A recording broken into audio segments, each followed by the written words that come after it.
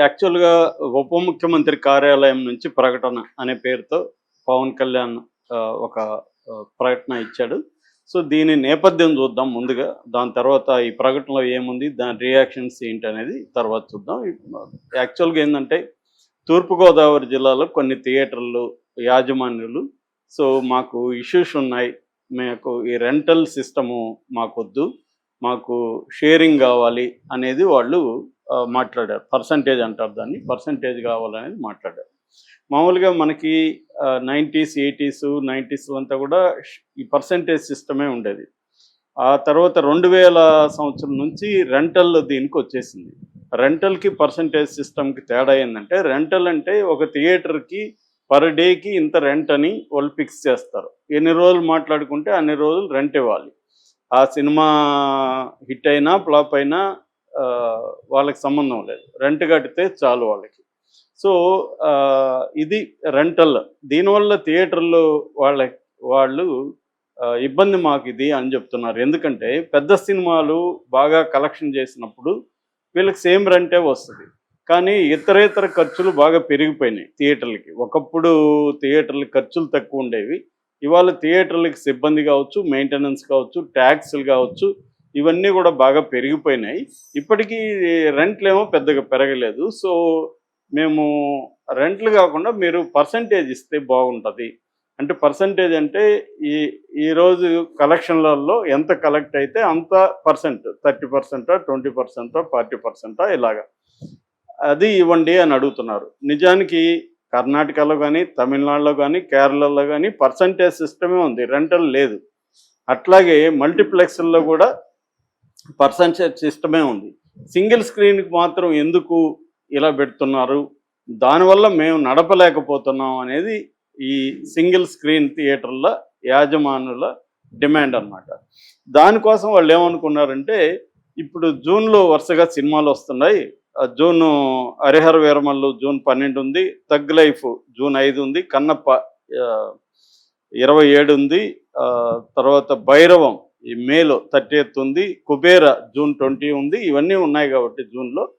June 1 నుంచి గాని మనం ఈ డిమాండ్ పెడితే మనతో చర్చలకొస్తారు. ఎప్పటినుంచో వాళ్ళు అడుగుతున్నా కూడా పట్టించుకోవట్లేదు ఇండస్ట్రీ. ఇప్పుడు కొద్దిగా పెద్ద సినిమాలున్నాయి కాబట్టి మనం ఈ డిమాండ్ పెడదామని వాళ్ళు అనుకున్నట్టుగా చెబుతున్నారు. సో, దాంతో వాళ్ళు అనౌన్స్ చేశారు. దాంతో ఒక్కసారిగా ఇదైంది. ఇదంతా కూడా పవన్ కళ్యాణ్ సినిమా 'హరిహర వీరమల్లు' జూన్ 12 వస్తుంది కాబట్టి దాన్ని ఆపడం కోసం ఎలా చేస్తున్నారు అన్న టాక్ వచ్చింది. ఇమ్మీడియేట్‌గా ఆయన కందుల దుర్గేష్ ప్రకటనిచ్చాడు.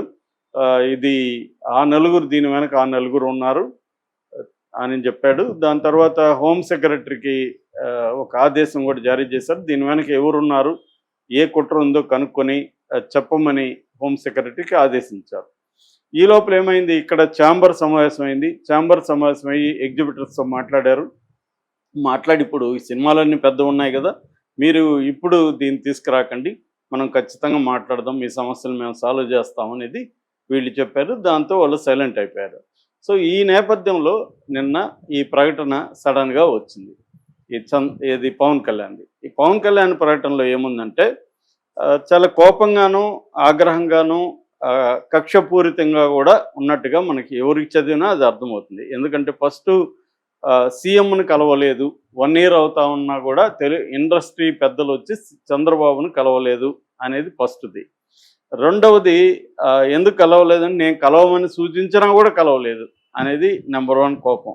నంబర్ 2 ఏందంటే, గత ప్రభుత్వం మిమ్మల్ని చేత్కరించింది, మీకు జగనే సరైనోడు అన్న పద్ధతిలో మాట్లాడారు. మూడవది ఏందంటే, వ్యక్తిగతంగా మీరొచ్చి కలిసారు. మీకు అవసరం ఉన్నప్పుడు ఏ సినిమా రిలీజ్ అయితే ఆ ప్రొడ్యూసర్లు వచ్చి కలిసారు తప్ప ప్రతినిధులతో వచ్చి కలవమని మేము చెప్తే కూడా వినలేదు. అదే గతంలో జగన్ మిమ్మల్ని వేధించడం కోసం థియేటర్ల దగ్గర తహసీల్దారులను పెట్టి ఎంత కలెక్ట్ అవుతుంది ఏంటి, రేట్లు ఎట్లా పెంచుతున్నారో చూసి మిమ్మల్ని వేధించలేదా? మేము ఆ భయం చేయట్లేదు కదా అనేది మూడవది. నాలుగవది ఏంటంటే, మేము సినిమా పరిశ్రమ అభివృద్ధికి కట్టుబడి ఉంది కూటమి. యాక్చువల్‌గా పర్యాటక రంగాన్ని ఎలాగైతే ఇండస్ట్రీగా అనౌన్స్ చేసామో, సినిమాని కూడా ఇండస్ట్రీగా అనౌన్స్ చేయాలని మేము అనుకుంటున్నాం. నేను చంద్రబాబుతో కూడా మాట్లాడాలనుకుంటున్నాను. సో, కాంప్రహెన్సివ్ ఫిల్మ్ డెవలప్‌మెంట్ పాలసీని మేము ఎవాల్వ్ చేద్దాం అనుకుంటుంటే, మీరు ఇలా ప్రవర్తిస్తారా? మీరు నాకు రిటర్న్ గిఫ్ట్ ఇచ్చారు. థ్యాంక్ యూ మీరు ఇచ్చిన దానికి. అంటే నేను సినిమా ఇండస్ట్రీకి ఎంతో చేయాలనుకుంటుంటే, మీరు నాకే నా సినిమాకే ఎసురు పెట్టాలనుకున్నారు అనేది ఓవరాల్ ఎసెన్స్. సో, దీనికి ప్రతీకారంగా కొన్ని చర్యలు చెప్పాడు. అదేందంటే ఆహ్, సో, నేను ఇప్పుడు థియేటర్‌లో సౌకర్యాలు ఎలా ఉన్నాయి? తర్వాత మల్టీప్లెక్స్ లాగా కొంతమంది సింగిల్ థియేటర్‌లని 3, 4 కలిపి మల్టీప్లెక్స్‌గా నడుపుతున్నారు. వాళ్ళు మల్టీప్లెక్స్ ట్యాక్స్ కడుతున్నారా? సింగిల్ స్క్రీన్ ట్యాక్స్ కడుతున్నారా? తర్వాత లీజుదారులు ఎక్కువ థియేటర్ లీజు తీసుకున్నట్టు నాకు దృష్టికొచ్చింది. వాళ్ళు ట్యాక్స్‌లు ఏ స్థాయిలో కడుతున్నారు? తర్వాత శానిటేషన్ ఎలా ఉంది? స్నాక్స్ ధరలు ఎట్లా ఉన్నాయి? తర్వాత మంచినీళ్ళు ఉందా లేదా? వీటన్నిటిని పరిశీలించి రిపోర్ట్లు ఇవ్వమని ఆయా డిపార్ట్మెంట్‌లకి చెప్తున్నాను.